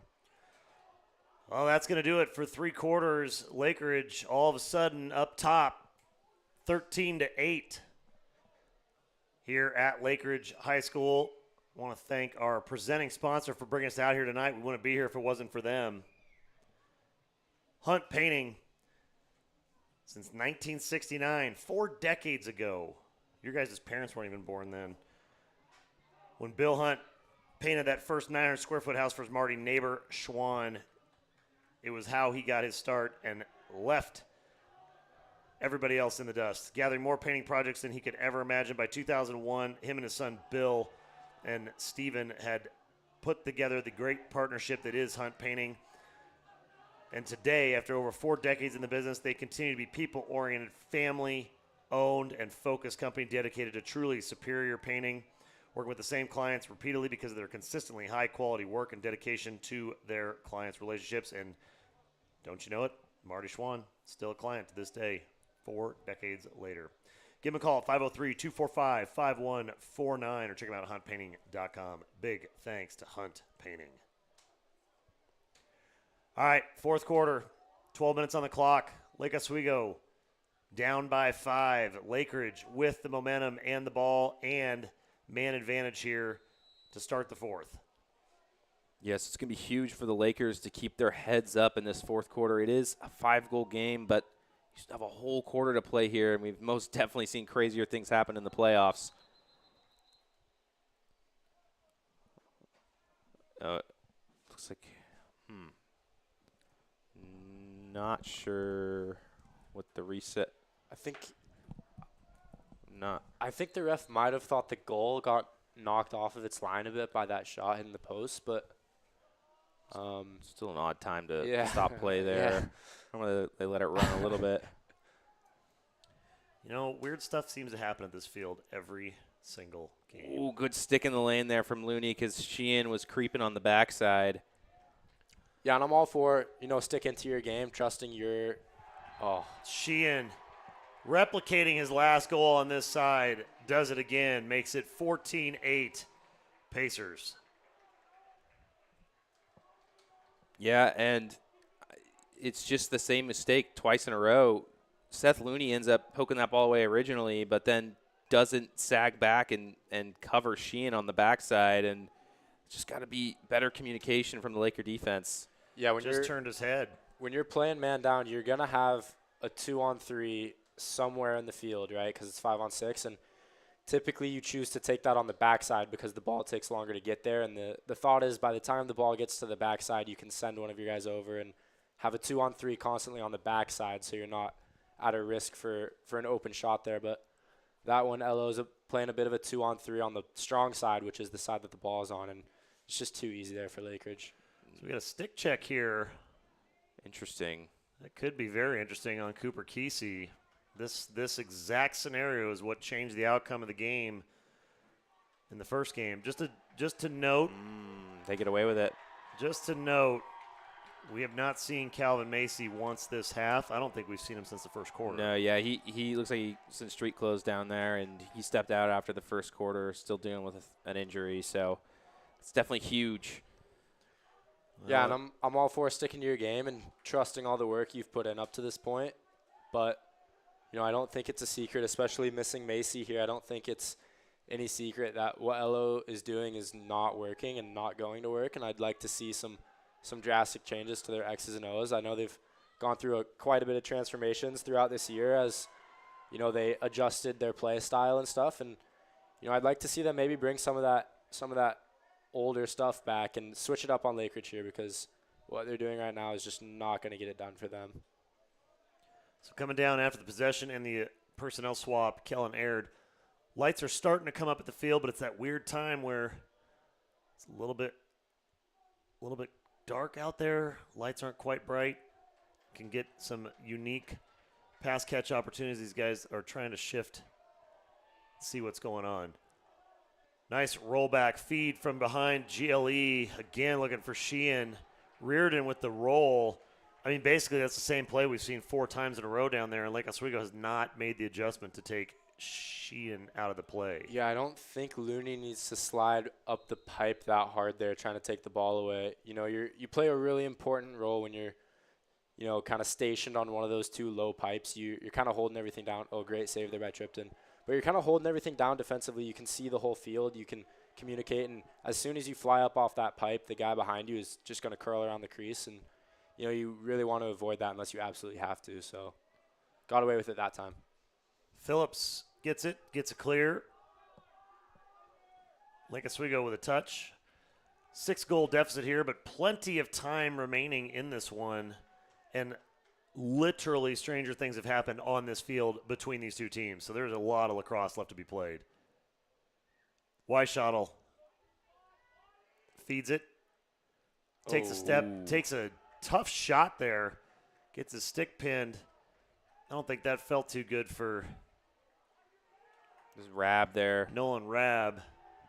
That was a rough hit, kind of in a weird spot. Feed to the wing, backside, and that one somehow Reardon finds the 5-hole.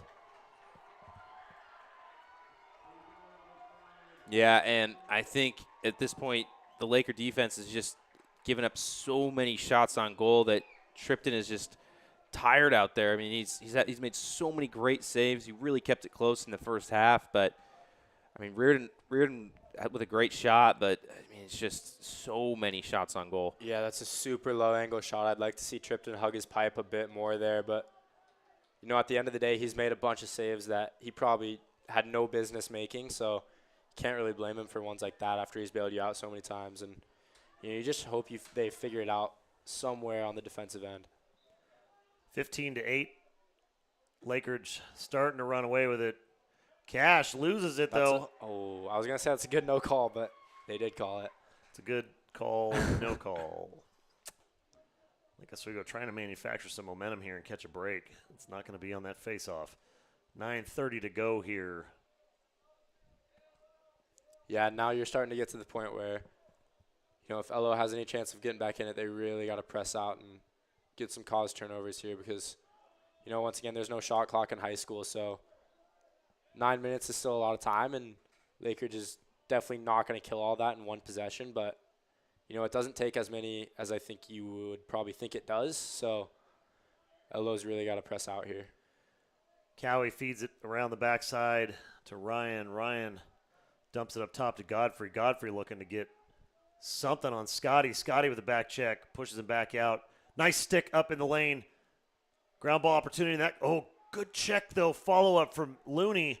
Now we got a pig pile inside. Yeah, I'd like to see LO's poles choke up on their sticks there, really get low. That's quite the little scuffle there. Jacob Hurley trying to go mano-a-mano. Looks like with Elliott Orr. With Orr. I don't know, man. Orr has been tutored by Brooks and Jordan Phillips. I don't think I'd want to square off on Elliott if I was anybody.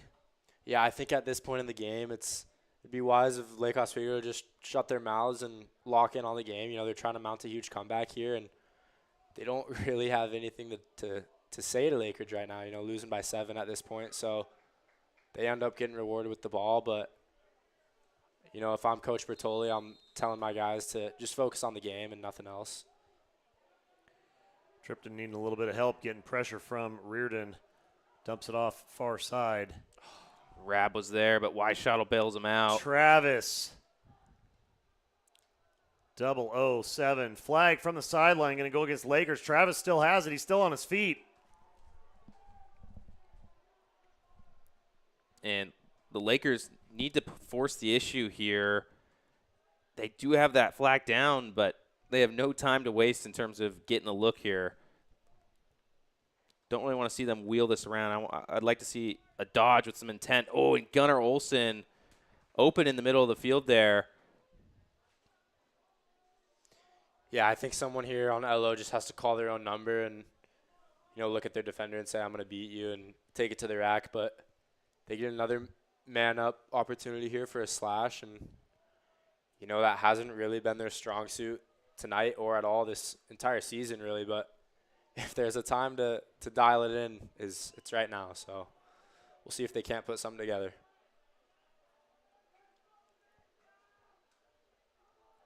And Lakeridge already pressing all the way out. 7:50 to go here. Lake LO Oswego, good look. Gunnar with the feet on the crease, going to Burgess. Burgess with a goal inside. Yeah, Lakeridge pressing out, I think, a little too much for their ability on that one, and it would have been silly of LO not to convert that. So good on them for getting one, and, only a 6-goal game with about 8 minutes left here, so definitely not impossible, but we need to see more plays like that and just a little more urgency, a little more hunters out there going and getting their own goals here. Got a good look at this from the sideline cam. Just look at that feed right there, backside. Burgess just snuck in there and put it away. Yeah, and it's hard when you're man down. It's usually that backside guy's job to cover the crease. So when he's flashing towards the ball, which also happens to be away from you, you got to put in double time to keep up with him. And it's often an open look when they're flashing the ball off the crease there. So. Oh, and Lakeridge struggling to pick up this ground ball, but so are the Lakers. And here comes Aird. He's going to have a fast break here. Ooh, and a missed pass drops there. on the pass. So Lake Oswego, maybe a little doorway here, a little open window. Yeah, definitely an opportunity to swing the momentum back their way with an errant pass there from the Pacers. But Rab is going to have to push it and really get the Lakers into their offense here. So back up top it goes. Travis, Gunnar coming in from the box. Gunnar going to give it a look. Fans it out. Oh. Just a missed pass again. Yeah, their spacing was a little too tight there. It doesn't look like it's a hard pass, but when you're that close to your teammate, you don't have all that much time to see which direction the ball is headed. And Kamalian picking a fight with Kesey on the clear. Leave it to Alex to go find the biggest guy on the field and try to make some noise. Yeah, and the name of the game here tonight for both teams has been those one-man clears. We haven't seen a ton. We've seen a few good outlet passes, deep outlet passes, but other than that, it's been just one-man clears left and right. So we got a whistle. I think they're going to get Jordan on the release from the box, maybe. I think it's going to be LO's ball.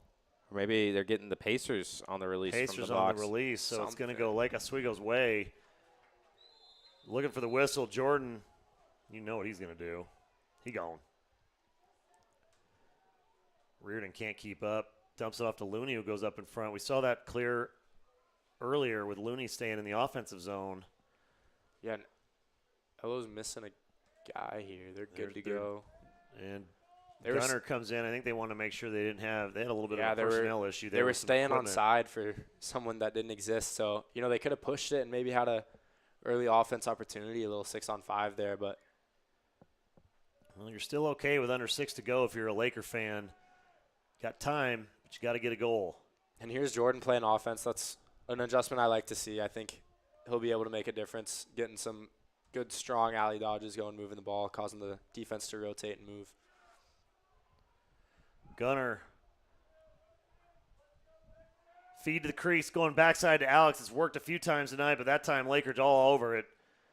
Yeah, and I think that's just a little panic button for Burgess there. It'll come with experience, but I think he kind of telegraphed and he knew where he was going with that ball almost before he even caught it, just trying to read the defense a little too much. And you kind of got to take what they give you, and I think LO gets into the habit of trying to read the defense and play a step ahead, but they got to do a little bit better job of realizing what they're getting and take it. They need something going here. They need some sort of opportunity on Cage if they're going to start to cut down on this lead. Yeah, and they're playing really tight. We see Gunner there starts his dodge inside of the 30-yard line. It's hard to build up speed and momentum when, you just get 2 seconds into or 2 steps and then you're dodging. So I think they're trying to shift them a little too much, and I'd like to see them run a little bit more, get some speed dodges. Jordan winds one up, goes low to high, and that one sails out towards the golf course. But LO maintained possession. I'm not 100% convinced that Gunner isn't out there playing a little bit injured. He is not taking any kind of major vertical approach on any of these dodges. Everything's been real flat side to side and from a distance tonight, and I think Lakers just got that figured out. Yeah, I'd like to see, whether it's Gunner or whether it isn't, whoever is dodge. Oh, just missed pass there. Easy opportunity for Gavin Sheehan in transition now. And Sheehan steps it back, takes a breather on the angle, dumps it off to Godfrey, and that's going to be a timeout, Pacers. So with 4:14 left and a 15-9 lead, Lakeridge going to settle everything down and chill it out for a second. Gives me a chance to thank everybody who helped bring us out here tonight, all of our supporting sponsors, our good friends at Kane Petroleum. Big thanks to the folks at Kane, everything they do to support the community, as well as First Class Property Management for all your property management needs. Check them out at firstclassportland.com. Also want to thank our friends at MJB Labs. You can check them out at MJB Labs. Huge thanks to them. And, of course, our union brothers and sisters down at the Lynch Company, thelynchco.com. Big thanks to the Lynch Company, as well as Meyerly Tiedemann Dental, meyerlytiedemanndental.com. And our friends down the street at Olson Pediatrics, olsonpediatrics.com. They are a wonderful supporter of Lake Oswego lacrosse, including the youth side as well. People forget that we got the youth programs up here supported by both these high school teams. Big, big thanks to Cambia Health Foundation, everything they do for all the communities that they have a part of. And, of course, Peacock Cleaners. Big thanks to Peacock. All right, 4:14 to go, 15-9. Season on the line for Lake Oswego. They're going to have to get aggressive here. Maybe we finally see some of that double team and pinch work we were talking about the last few games. We just haven't seen that level of aggression from the Lakers. If they're saving for any time, Ethan and Matt, I think now's the time to let it loose. Yeah, now would definitely be the time to use it. Look at Scotty in there, just classic, just in their heads. Little assisted pass to get it up top to enter it from the top side from Godfrey. Scotty's just like, I'll take that, thank you. Yeah, and with only 4 minutes left here, Lakeridge can really – I don't think they'd be able to end the game here without getting a timer put on by the refs, but, it only takes about 2 possessions minimum here for Lakers to finish this thing out. So Looney almost had a shot there at stealing that one. That was close. Matt Lane in for Lake Oswego. Fresh legs at defensive midi for the Lakers. 3:40 on the clock now. Phillips putting pressure on the ball, trying to get after Hurley. Roll back to the middle inside. Godfrey backs it back out. Cowie has got to look. Sidestep, swim move over the top. Wow. Oh, and that one just spins inside out on Tripton. What a move from Cowie. The swim move, it almost just kind of trickles in there. It's a great finish from the senior for the Pacers. yeah, we just got to see a little more deceleration there in the one-on-one game for Lake Oswego. The 6-foot pole is a really good measurement tool for when you need to be speeding up and slowing down, and you don't need to get any closer than that 6-foot stick allows. So as soon as the head of your stick hits their hands, you could slow down. But we see a little bit more over pursuing there from Lake Oswego, and Cowie makes him pay. Cowie on the pop here. Right here.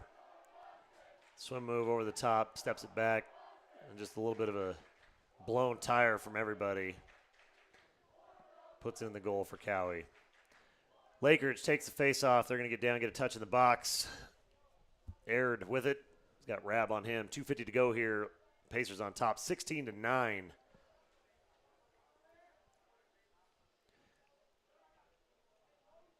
Lights are coming up at LAKERIDGE Stadium.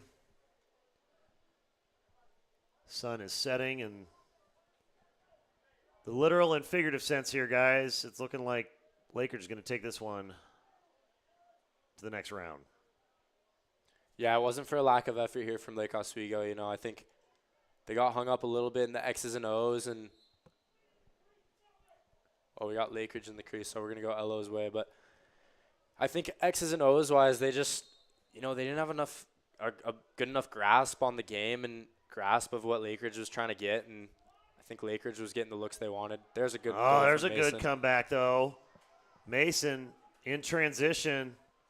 Mr. Fish.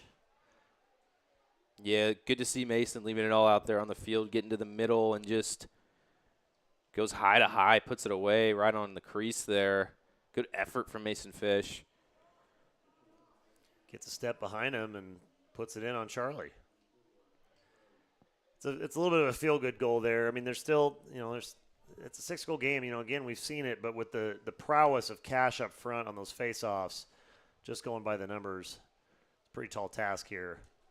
Yeah, at this point, I think you're just going out, still trying as hard as you can, just trying to have a good time. It's a lot of these guys' last game of their careers, so, no reason to necessarily give up, even though you probably aren't going to win this one. You can still leave it all out there and have a good time while doing it.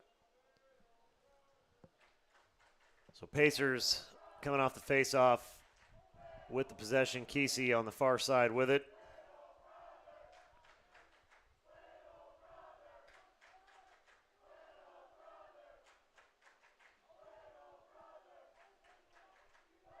Lakers just going to go round and round with about 90 seconds to go here. Sheehan has got Looney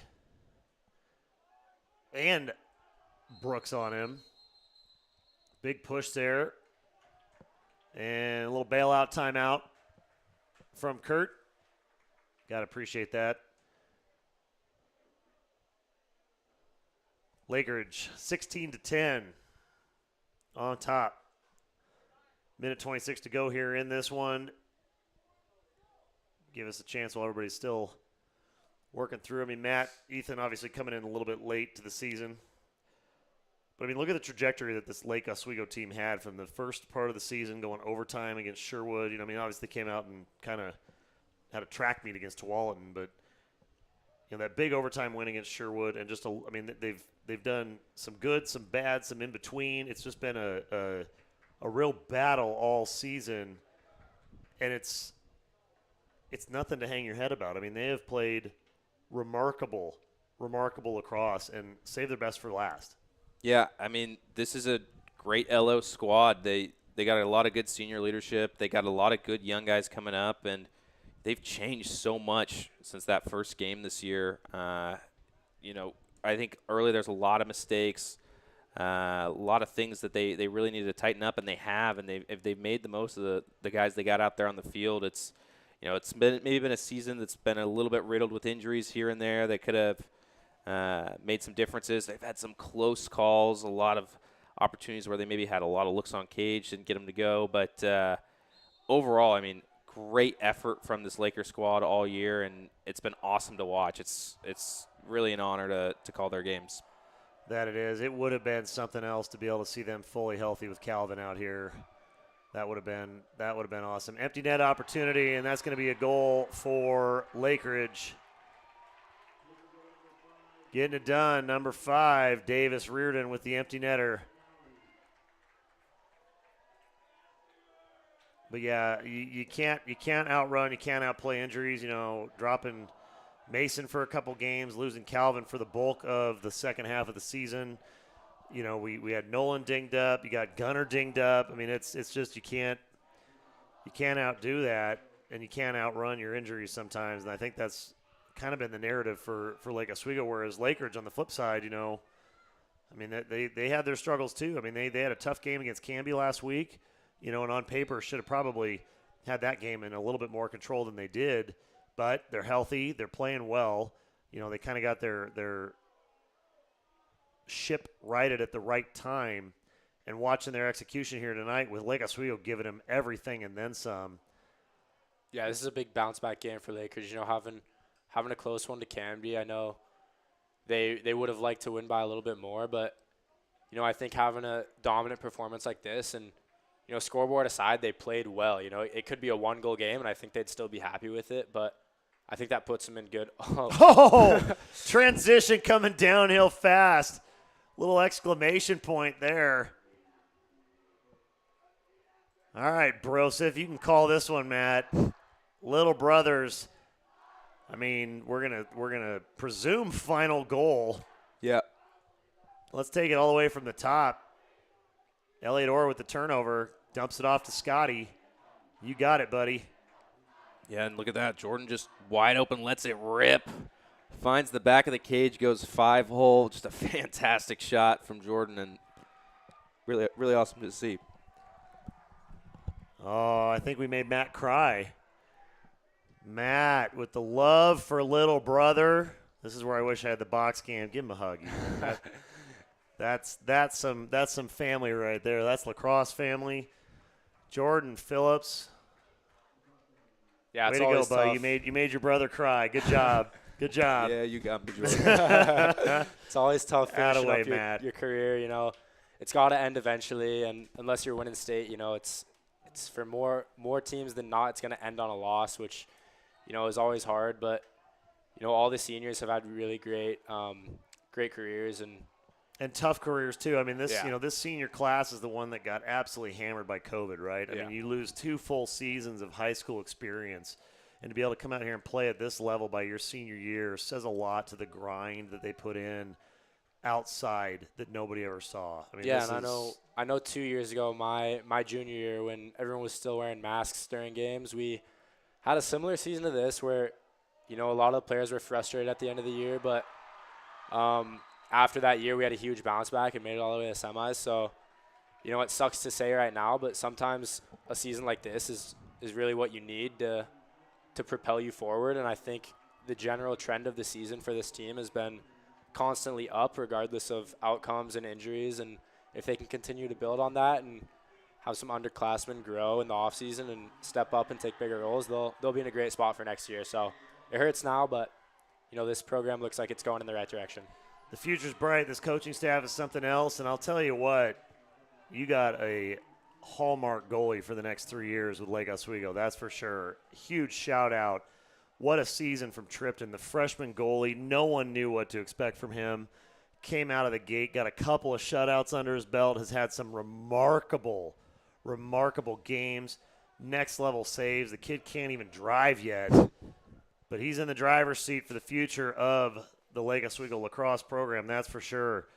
That's going to do it, ladies and gentlemen. The season and game is final here at LakeRidge. Lakers taking home the victory, moving on 17-11 over Lake Oswego. Want to thank our entire crew, Sean Erickson, Kellen Snyder, Jackson Darcy, Hunter Paulson, who's not here tonight, Ryan the Rhino Bertelson, all of the guys, Jack Gales, everybody that came out and helped out this season. My daughter Gabby came in and ran some graphics, maybe marginally a little bit better than her brother. Definitely a little bit better than her brother. What a great season that could not happen without the crew that you guys never, ever, ever get to see. It has been something else. And quite honestly, we wouldn't be here if it wasn't for all of the support from the Lake Oswego program, the Lake Oswego community, and all of the sponsors that fund this entire enterprise, bringing you live lacrosse all season long. It is an absolute privilege, and we can't think of a better place to be at least twice a night, and we cannot wait until next season rolls around. I got to thank you two guys. I mean, I do what I can, but, man, you guys sure make me sound smart. Matt from the jump, we stole you away from the PA. Obviously, you found your calling doing color commentary with these guys. Then, of course, Ethan coming back quasi out of retirement, but really because he's still playing college ball. So, I mean, you guys absolutely make this what it is. I can't thank both of you enough. Yeah, thank you for having us out. It's super fun being up here with you. Yeah, thank you, Jake. It's always fun, and it's just really an honor to call all these games. We had a great season, everybody. Huge thanks to all the supporting staff behind the scenes at Lake Oswego, and, of course, LAKERIDGE up here helping get us in the booth. And, of course, a monumental shout-out, the other thing you guys don't see at home, Kelly Looney hooking it up all season long with the cookies. Man, I'll tell you, perks of the job, right? Everybody making this happen, but one guy stands above the rest that helps me more than anybody else, and I give him a little bit of static every once in a while on the show. But if it wasn't for Jacob Brumfield, the world's greatest junior producer, who eventually will be taking over the main chair here, I got to thank Jacob Brumfield. You, sir, are a legend. Huge thanks to you. That's going to do it, ladies and gentlemen. The end of the season is final. LAKERIDGE 17, Lake Oswego 11. On behalf of everyone I said and anybody that I might have forgot, thank you all so much for such a great season, and we cannot wait to see you for the face-off in 2024. Have a great, safe weekend, everybody. Happy Memorial Day. We'll see you for Murph on Monday. Bye-bye, everybody.